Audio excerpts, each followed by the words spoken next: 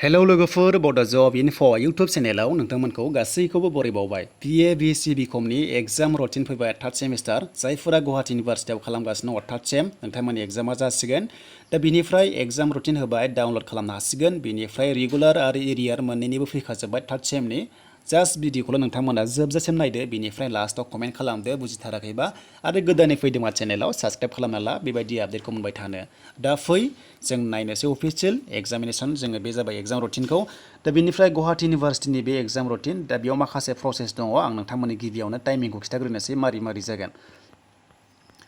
दा बेयाव लोगोफोर जोङो नायगोन गासिबो डिटेल्सखौ नायगोन दा जों जास्ट बेयाव नायग्रोनोसै गुवाहाटी इउनिभारसिटि माखासे एग्जामनि प्रसेसखौ दा बेयाव दङ नै BA B.Sc थार्ड सेमिस्टार बे जाबाय नन CBCS माने रेगुलार नङा एरियानि जागोन दा बिनिफ्राय एग्जामा जाय पेपारा 50 मार्क्सनि बारानो अब्ला एग्जामनि टाइमा 3 घन्टा जागोन बिनिफ्राय फुंनि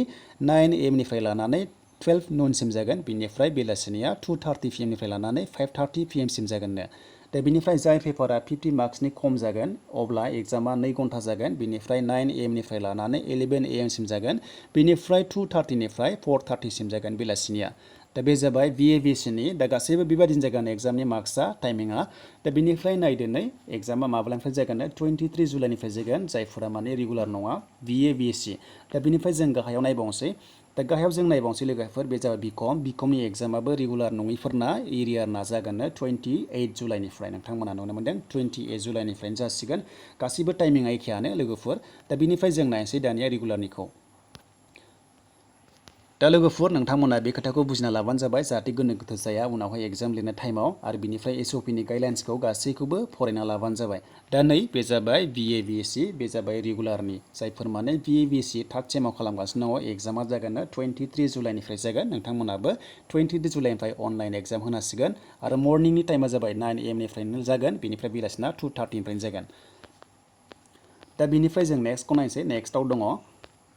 दा नेक्स्टआव जों मोनगोन दा बेखौ बुङोब्ला नै बेयाव नोंथांमोना नायना लानो हागोन date of practical examination will be notified later लोगोफोर उनावहाय नटिफाइड खालामगोन पाब्लिश खालामगोन जे माब्ला जामारगोन प्रेक्टिकल एग्जामा बेथ' एग्जाम लिरखांनायनि उनावसो जाखायो बिनिफ्राय जों नायनोसै नेक्स्टआव B.Com नि थार्ड सेमनि रेगुलार कर्सनि एग्जामा 23 जुलाइनिफ्रायनो जागोन टाइमा गासैबो एखेयानो दा बेनि सोमोन्दै लोगोफोर नोंथांमोना डाउनलड खालामना लादो PDF फाइलखौ डिसक्रिपसनाव दङ डाउनलड खालामना ला बिनिफ्राय फार्स्ट सेमनि एग्जामा दायो रुटिना ओंखारथ'वाखै एग्जामाथ' जागोन आगष्टनिफ्राय जागोन नाथाय दायो एग्जाम रुटिन ओंखाराखै आरो जेब्ला ओंखारगोन नोंथांमोननो थाबैनो आं होगोन थ' बेनिखायनो भिडिअखौ नोंथांमोना नायबाय थाबानो जाबाय आरो हानायसेबां भिडिअखौ शेयार खालाम जाहाथे बयबो मिथिनानै एग्जाम रुटिनखौ डाउनलड खालामना लानो हायो बेनिफ्राय गाइडलाइन्सखौ नोंथांमोना मोजाङै नायना ला जाहाथे एन्सार स्क्रिप्ट आपल'ड खालामनायाव उसुबिदा जाया स' लोगोफोर भिडिअखौ बेवहायनो दोनथ'बाय